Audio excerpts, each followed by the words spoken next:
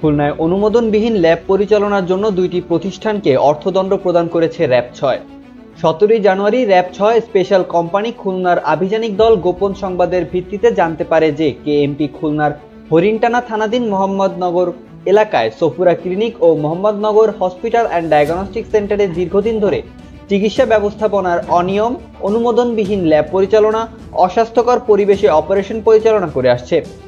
প্রাপ্ত সংবাদের ভিত্তিতে আভিযানিক দলটি সরকারি কমিশনের স্থানীয় সরকার শাখা জেলা প্রশাসকের কার্যালয় এবং খুলনা এর সহযোগিতায় মোহাম্মদনগর গল্লামারী এলাকায় সফুরা ক্লিনিক ও মোহাম্মদনগর হসপিটাল অ্যান্ড ডায়াগনস্টিক সেন্টারে মোবাইল কোর্ট পরিচালনা করে। এ সময় সফুরা ক্লিনিকের মালিক মোহাম্মদ জিয়াউর রহমান চিকিৎসা ব্যবস্থাপনায় অনিয়ম করায় ভোক্তা অধিকার সংরক্ষণ আইন ২০০৯ এর ৫৩ মোতাবেক ১ লক্ষ টাকা অর্থদণ্ড এবং মোহাম্মদনগর হসপিটাল অ্যান্ড ডায়াগনস্টিক সেন্টারের মালিক মিসেস নুরুন নাহারকে চিকিৎসা ব্যবস্থাপনায় অনিয়ম করায় ভোক্তা অধিকার সংরক্ষণ আইন ২০০৯ এর